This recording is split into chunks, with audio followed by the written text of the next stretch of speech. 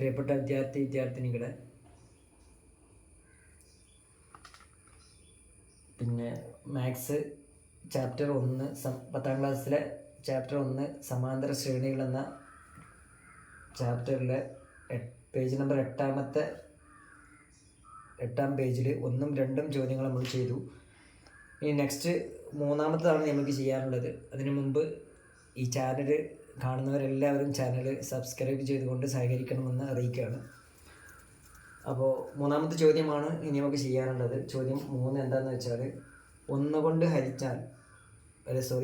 കൊണ്ട് ഹരിച്ചാൽ ശിഷ്ടം 1 വരുന്ന എണ്ണൽ സംഖ്യകളുടെയും 2 ശിഷ്ടം വരുന്ന എണ്ണൽ സംഖ്യകളുടെയും ശ്രേണികൾ എഴുതുക എന്നുള്ളതാണ്. അപ്പോൾ ആ ശ്രേണി കണ്ടുപിടിക്കാൻ 3 കൊണ്ട് ഹരിച്ചാൽ ശിഷ്ടം 1 കിട്ടുന്ന എണ്ണൽ സംഖ്യകൾ. എണ്ണൽ സംഖ്യ ഏതാണെന്ന് നമുക്കറിയാം. 1, 2, 3, 4 അങ്ങനെ എണ്ണ ആ സംഖ്യയാണ് എണ്ണൽ സംഖ്യ. അതുകൊണ്ട് 3 കൊണ്ട് ഹരിച്ചാൽ 1 ശിഷ്ടം വരിക. അതിനു മുമ്പ് 3 കൊണ്ട് ഹരിച്ചാൽ ശിഷ്ടം 0 വരുമ്പോൾ എങ്ങനെയാണ് വരിക? ആ ശ്രേണി ഏതാണെന്ന് നമുക്ക് ആദ്യം എഴുതി നോക്കാം. എന്താണ് 3 കൊണ്ട് ഹരിച്ചാൽ ശിഷ്ടം 0 വരുന്ന ശ്രേണി? 1, ഒന്നാമത്തെ 3, രണ്ടാമത്തെ 6, മൂന്നാമത്തെ 9, പിന്നത്തെ 12. ഈ ശ്രേണി 3, 6, 9, 12 3 കൊണ്ട് ഹരിച്ചാൽ ശിഷ്ടം 0 ആയിരിക്കും വരിക. പക്ഷെ നമ്മൾ ചോദിച്ച ചോദ്യം എന്താണെന്ന് വെച്ചാൽ 3 കൊണ്ട് ഹരിച്ചാൽ 1 ശിഷ്ടം വരുന്നു. അതായത് ഹരിച്ചതിന് ശേഷം നമുക്ക് എന്ത് ചെയ്യണം? 1 ശിഷ്ടം കിട്ടണം. അതിൻ്റെ അർത്ഥം എന്ത് ചെയ്യണം?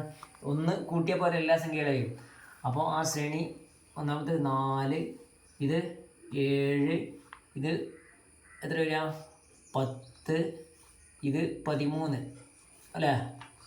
അപ്പോൾ നമ്മൾ ചോദിച്ച ചോദ്യം 3 കൊണ്ട് ഹരിച്ചാൽ ശിഷ്ടം 1 കിട്ടുന്ന ആ ശ്രേണി ഏതൊക്കെയാണ് വരിക? 4, 7, 10, 13 അങ്ങനെ പോകുന്ന ശ്രേണിയാണ്. ഹരിച്ചാൽ നല്ല കിട്ടുക. 3 കൊണ്ട് ഹരിച്ചാൽ എത്ര ഒരു പ്രാവശ്യം പോകും? ബാക്കി ശിഷ്ടം എത്ര ഉണ്ടാവും? 1 ഉണ്ടാവുക, 4 ആയതുകൊണ്ട്.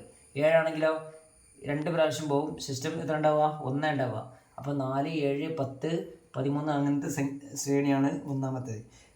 തന്നെ രണ്ടാമത്തെ ചോദ്യം നമ്മളോട് ചോദിക്കുന്ന 2 ശിഷ്ടം വരുന്ന എണ്ണൽ സംഖ്യകളുടെ ശ്രേണി എഴുതുക.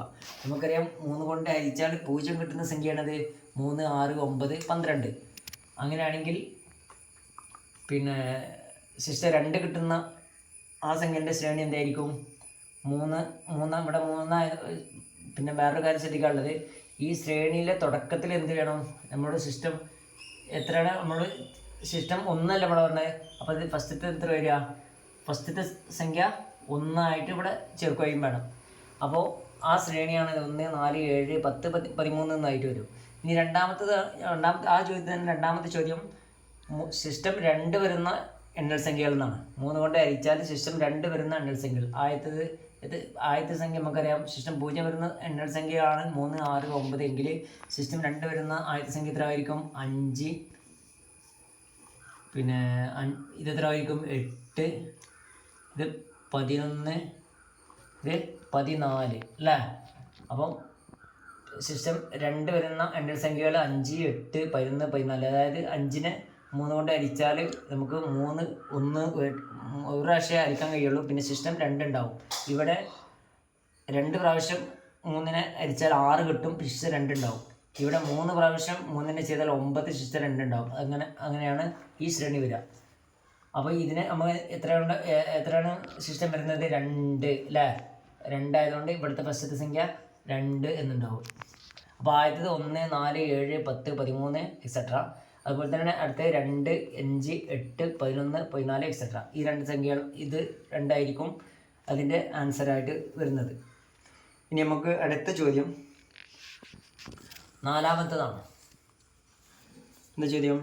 1ലോ 6ലോ അവസാനിക്കുന്ന എണ്ണൽ സംഖ്യകൾ വലിപ്പക്രമത്തിൽ എഴുതുക. ഈ ശ്രേണിയെ മറ്റു 2 തരത്തിൽ വിവരിക്കുക. എങ്ങനെ? 1ലോ 6ലോ അവസാനിക്കുന്ന എണ്ണൽ സംഖ്യകൾ എങ്ങനെ വരിക? 1ൽ അവസാനിക്കുന്ന എണ്ണൽ സംഖ്യകൾ ഫസ്റ്റത്തെ ഏതാണ്? 1. പിന്നെ നമ്മളോട് അടുത്ത് ചെയ്യുന്നത് 6ലോ അവസാനിക്കുന്ന ഫസ്റ്റത്തെ സംഖ്യ 6. അപ്പോൾ 1, 6. പിന്നെ അടുത്തത് എത്ര ആയിരിക്കും? 11. പിന്നെ അടുത്തത് എത്ര ആയിരിക്കും? 16. പിന്നെ അടുത്തത് 21 അല്ലേ? എക്സെട്ര.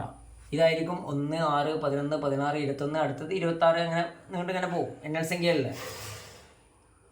അവസാനിക്കുന്ന എണ്ണൽ സംഖ്യ വലിപ്പക്രമത്തിൽ ഈ ശ്രേണിയെ മറ്റു 2 തരത്തിൽ വിവരിക്കുക. ഇതിനെ എന്ത് ചെയ്യാം? ഒന്നാമത്തെ രൂപത്തിൽ നമ്മൾ ഇത് ഫസ്റ്റ് ഈ ശ്രേണിയാണ് നമുക്ക് കിട്ടുക. 1ലും 6ലും അവസാനിക്കുന്ന എണ്ണൽ സംഖ്യകളെ ഈ ശ്രേണിയാണ് കിട്ടുക. ഇതിനെ നമുക്ക് എങ്ങനെയൊക്കെ 2 രൂപത്തിൽ വിവരിക്കാൻ പറ്റില്ല. ഒന്നാമത്തെ രൂപം എന്ന് പറയുന്നത് 1, ഇവിടെ 1 കിട്ടിയത്, ഇത് 6ആണ്. അപ്പോൾ എത്ര കൂട്ടിയത്? 1നേക്കാൾ 5 കൂട്ടി അല്ലേ? 5, ഓക്കെ. 1നെ 5 5 കൂട്ടിയാൽ എത്ര കിട്ടിയ? 6. 6ന് 5 കൂട്ടിയാൽ 11. 11നെ 5 കൂട്ടിയാൽ 16. 1ന് 5 കൂട്ടിയാൽ 6. 6ന് 5 കൂട്ടിയാൽ 11. 11ന് 5 കൂട്ടിയാൽ 16. അങ്ങനെ തുടർച്ചയായിട്ട് സംഖ്യകൾ നമുക്ക് കിട്ടിയില്ലേ? അതായത് എല്ലാ സംഖ്യയെ കൊണ്ടും 5 5 കൂട്ടി ഇങ്ങനെ പോകുന്ന ഒരു ശ്രേണി ആയിരിക്കും ഇത്. ഇനി അതിനെ രണ്ടാമത് വേറെ രൂപത്തിൽ എങ്ങനെ കാണാം? ഒന്നാമത്തെ സംഖ്യ നമ്മൾ 1 എന്ന് എഴുതി, എന്നതിന് ശേഷം 5 ആയിട്ട് ഹരിച്ച് ശിഷ്ടം 1 കാണാം. നമ്മൾ മൂന്നാമത്തെ ചോദ്യത്തിൽ പിന്നെ 3 ആയിട്ട് ഹരിച്ച് ശിഷ്ടം 1 കാണുന്ന എണ്ണൽ സംഖ്യയുടെ ശ്രേണി നമ്മൾ കണ്ടുപിടിച്ചിരുന്നു. എന്നതുപോലെ ഇതിൽ 5 കൊണ്ട് ഹരിച്ച് എണ്ണൽ സംഖ്യകളെ 5 കൊണ്ട് ഹരിച്ച് ശിഷ്ടം 1 കിട്ടുന്ന സംഖ്യാശ്രേണി, അങ്ങനെ പറഞ്ഞൂടെ? അതായത് 6, 1 ഫസ്റ്റത്തെ സംഖ്യ നമ്മൾ ശിഷ്ടം 1 അല്ല നമുക്ക് കിട്ടുന്നുണ്ട്. അപ്പോൾ അത് നമ്മൾ ആദ്യം ഇവിടെ എഴുതി. പിന്നെ രണ്ടാമത് അടുത്ത സംഖ്യ എത്ര ആയിരിക്കും? 6 എഴുതിയാൽ 6ന് 5 ഹരിച്ചാൽ എത്ര വരിക? ശിഷ്ടം 1 ഉണ്ടാവും അല്ലേ? ഒരു പ്രാവശ്യം ഹരിക്കാൻ പറ്റുകയും ചെയ്യും, ശിഷ്ടം 1 ഉണ്ടാവും. അതാണ്